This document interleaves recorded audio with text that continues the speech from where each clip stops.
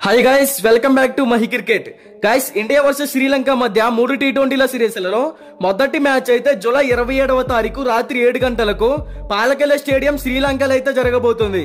ఇప్పుడైతే మనం ఈ మ్యాచ్ కి సంబంధించిన pitch reports, match reports, playing 11, all updates గురించి అయితే మాట్లాడుకుందాం. ఈ వీడియోని ఎక్కడ స్కిప్ చేయకుండా చివరి దాకా అయితే చూడండి గైస్. లేట్ చేయకుండా కంటెంట్ లోకి వెళ్తే, పాలకెల స్టేడియం అనేది బ్యాటింగ్ పిచ్. మంచి స్కోర్ అయితే మనం ఎక్స్పెక్ట్ చేయవచ్చు ఈ వెన్యూ మీద. అలాగే బౌలర్స్ కి కూడా అడ్వాంటేజ్ గానే ఉంటుంది. ఈ వెన్యూలో ఇప్పటి వరకు టోటల్ గా 24 మ్యాచెస్ జరిగాయి. అందులో ఫస్ట్ బ్యాటింగ్ ఎంచుకున్న టీం 58% విన్ అయ్యింది. సెకండ్ బ్యాటింగ్ ఎంచుకున్న టీం 33% విన్ అయ్యింది. సో ఈ వెన్యూలో టాస్ విన్ అయితే ముందుగా బ్యాటింగ్ ఎంచుకుంటేనే మంచి స్కోర్ అయితే సెట్ చేయగలుగుతారు. ఇక్కడ average first batting score 168 runs, average second batting score 149 runs. So ఏ విధంగా చూసుకున్నా కూడా ఫస్ట్ బ్యాటింగ్ చేసిన టీం కే విన్నింగ్ పర్సెంటేజ్ అనేది ఎక్కువగా కనపడుతుంది. అలాగే లాస్ట్ 10 మ్యాచెస్ లో పేసర్ స్పిన్ బౌలింగ్ గురించి మాట్లాడుకుంటే, పేస్ బౌలింగ్ కి 50 వికెట్స్ పడితే స్పిన్ బౌలింగ్ కి 58 వికెట్స్ పడ్డాయి. కొంచెం స్పిన్ బౌలర్స్ కి ఈ పిచ్ అనేది అడ్వాంటేజ్ గా ఉండవచ్చనే చెప్పుకోవచ్చు.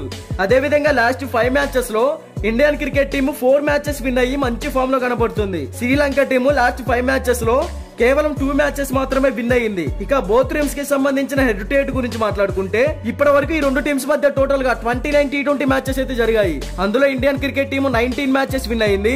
శ్రీలంక టీం కేవలం 9 మ్యాచెస్ మాత్రమే విన్ అయ్యింది.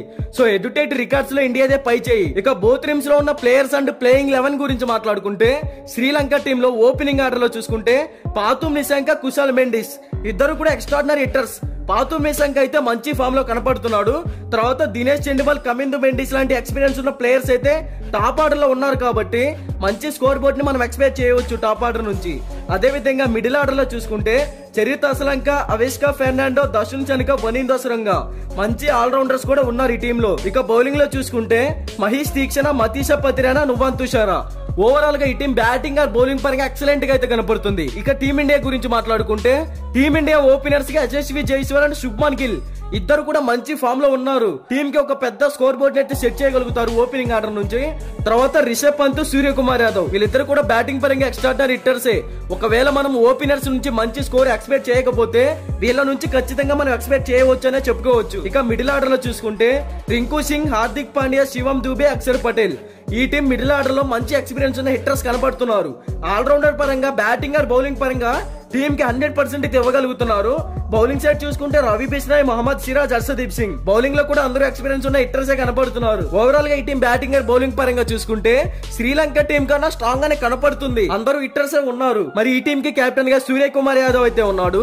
శ్రీలంక టీం కి కెప్టెన్ గా చరిత్ అసలంక అయితే ఉన్నాడు. మరి ఈ రెండు టీమ్స్ లో శ్రీలంక టీం పై ఇండియన్ టీమే విన్ అయ్యే ఛాన్సెస్ క్రియేట్ చేసుకోవచ్చు. బట్ ఇది అయితే 100% విన్ రిపోర్ట్ అయితే కాదు.